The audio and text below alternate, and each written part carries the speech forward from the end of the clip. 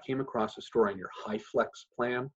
Mhm. Basically an opportunity for students to learn both in class and online. Can you just explain that in a little bit more detail for me, please? Yes, the hyflex plan is really leveraging technology in a very new and innovative way. What students and faculty will have the option to do is we'll have individuals inside the classroom. The classroom is going to be live streamed. It's going to be audio and video live streamed. And so individuals inside the classroom obviously will be able to participate face to face.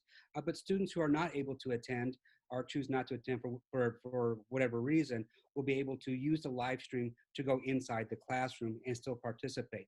Those that are participating via the live stream will be able to ask questions. They'll be able to answer and respond and the things along those lines.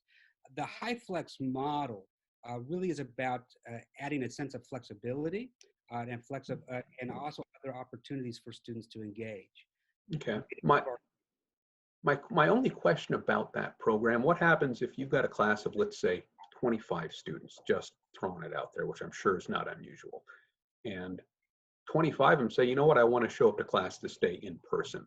Are they going to have to reserve space in some way so they can actually show up in person? How's that going to be regulated? With the HyFlex model, the students and the faculty who are working will determine who's in class, who will be HyFlexing, and those type of things. We need to remember that at Central Michigan University, most of our classes are relatively small in size, between 20 and 25. We Mm. do have a few classes that are 100 or so, and what we're doing with all of our classes is putting the smaller classrooms in the larger classrooms so that they're able to fit into that area. The larger classes will have to be divided up into either smaller sections and smaller courses, or by using the HyFlex model, you'll have some students, for example, who will be assigned to the first day of the week, and another section of the class will be assigned to the second day of the week of instruction in that way. And so it really depends on the particular size of the class. Okay. As part of our efforts to create social distancing, as part of our efforts to keep the classes at social size, all of our classroom facilities, we're only using about 30% of the capacity. So if a classroom is for 100 people, only 30 people will be allowed in that classroom at one given time. Okay. Okay. As far as housing goes, some campuses like Harvard, off the top of my head, said we're only bringing 40% back. Do you have any plans for how many students? Obviously, you just talked about 30% in a class. As far as housing, dorm rooms, what do you say to a student if they say, I want to be on campus, I want to be in a dorm hall, but I don't want to have any roommates? How are you going to address that? We are working with all of the students with regarding to the residential room assignments, and we have many options for all the students. As we are through our classrooms, we are de-densifying the residential hall system. And so many of the rooms will have less people in them. The overall residential halls will also have less people in them. Also in the residential halls, some of the public spaces will be greatly limited in those areas. We Okay. are also requiring every student to wear a mask in the residential hall, in the classrooms and administrative buildings. And this, to be honest, is one of the best uh, uh, ways to slow down the spread. And we're being very, very diligent about everyone coming back and wearing their masks. Good, good. I'm glad to see that one. Got a question from my assignment editor, who is a proud Chippewa, and she wanted to know. I'm just going to go ahead and read her question. She said, "Will common facilities like the SAC be open, especially during move-in week?" We are working with the SAC, and we are following the guidance of the CDC as well as the state as it relates to gymnasiums and workout facilities. We are putting a great deal, and again, spacing everything out, Mhm. making sure that after individuals use the machines, they're wiped down, they're cleaned. We're also, as people come onto the machines, even them having them continually wipe down and clean them. But again, the main thing is spacing. The main thing is keeping people far enough apart and the like. Is that going to extend to the library as well? Because I imagine we're not going to be able to have a packed library for students studying. The main study area for the library is what we call One North. And yes, that will also have limited distancing and keeping the students apart through their process. one of the things that we did when we shifted to remote last March, many of our students in the residential halls actually stayed here. And so we do have some experience with that. And they would use one north or the study area of the library.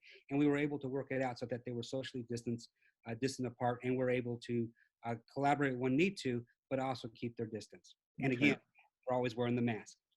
A lot of colleges, including my alma mater, Northern Michigan, have been seeing declining enrollments the past 10 years.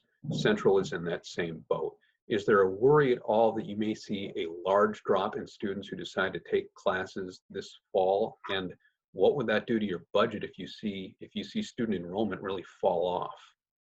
One of the things that we have done, and these measures were put in place before COVID, and then we were starting to move them forward. First, we froze tuition. We were the first public university to freeze tuition. And that has sent a very strong message to our students. Second, we've increased scholarships and need-based aid, again, making college affordable for our students. And we did those things because it's the right thing to do at the right time. Freezing tuition does hurt our budget, but with the students and their families hurting, it was the right thing to do. The third thing that we have done is offer job opportunities for all of our students returning to campus.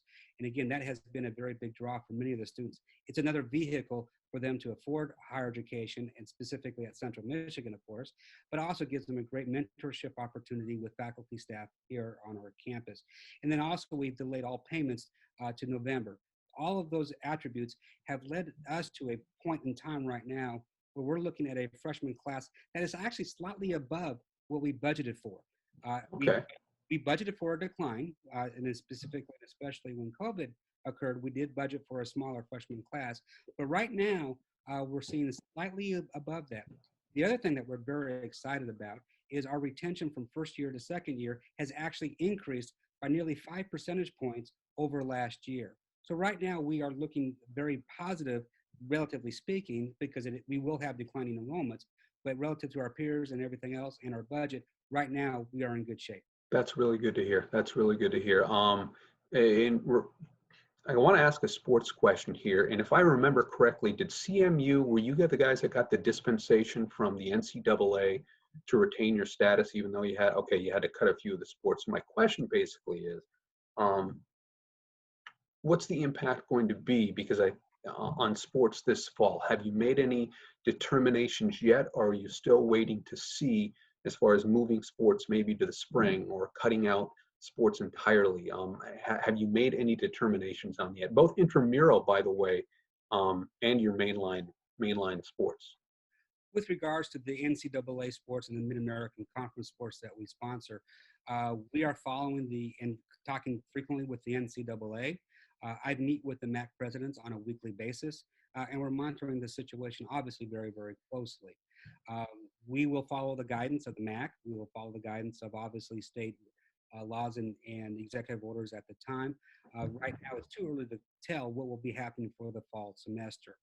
With regards to intramural sports, that is probably one of the things that we will have to take a real hard look about which intramural sports will go and which ones won't.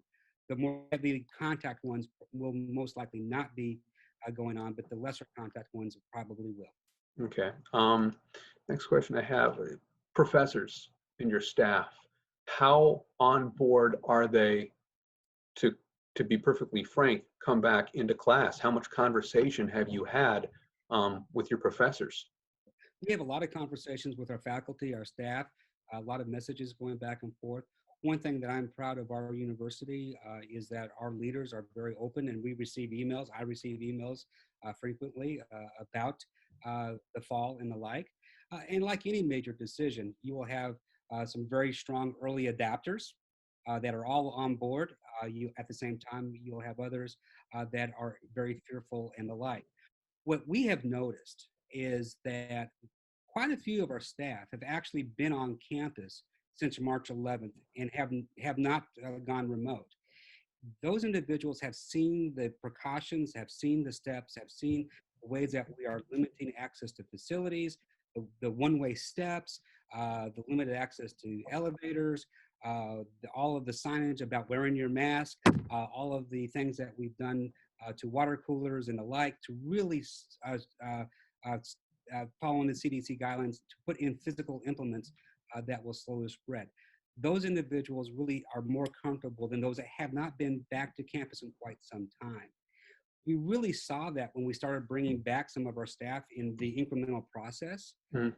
or the staff that's been here, as the next wave of staff came in, they saw the anxiety, they saw the trepidation, if you will. But when those staff members saw what we had in place, they actually became more comfortable. Are faculty and staff fearful? Absolutely. This is a pandemic. This is trying times. There's a lot of unknown.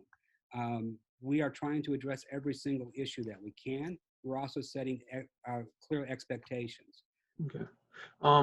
Question, and I asked President Mantella this year at GVSU. I asked President Smith this question out of Eastern Michigan, and there's no question I hope I'm more wrong about than this one. But in the, I think probably eventuality that there are going to be students and staff testing positive once the semester begins, at some point this is going to happen. What are the protocols? What are you going to do when you start seeing people testing positive on campus? And do you have a plan in place for if you have to shut it down again? First and foremost, in all reality, we will have positive cases. It is a fact of life. This is a pandemic. There are cases being tested, and that will happen on our campus. We are prepared for when it happens. We have a contact tracing team already in place. We have protocols to quarantine the individuals if they live on campus or if they're off campus. We are working on campus with the residential halls. We have a procedure in place. Next week, I'm meeting with all the landlords that have apartments in Mount Pleasant, and we're talking about the policies and procedures so that we are working hand in hand. Later in the month, I'm meeting with all of the owners of the restaurants and bars in town to have the very type of discussion. So to be very clear, will someone test positive, either a faculty or staff or a student at CMU? Yes, it will. Yes, that will happen. What we put into place is to contain that, quarantine it, and to keep as many people as safe as possible. That is the prudent way to go. Yeah. If by chance we do need to switch to remote, we have contingency plans to facilitate that switch to remote if we need to do that. There's a lot of people have asked, what's the number of cases to switch to remote? It really is an environmental type of situation. Where is it happening? What's happening with it? Can it be contained? How far is it spread out across campus, and et cetera? So we are monitoring and have scenarios for all of those different types of things. Our emergency management team and my executive team, we actually do some tabletop exercises to talk about these various issues so that we are prepared to contain, to quarantine, and to move forward. Our goal, our number one goal, is to keep our campus safe, our faculty, students, and staff safe, as well as our community. Also with that, we want to make sure that we're able to continue the academic pursuits of our students. And we're going to put those things hand in hand.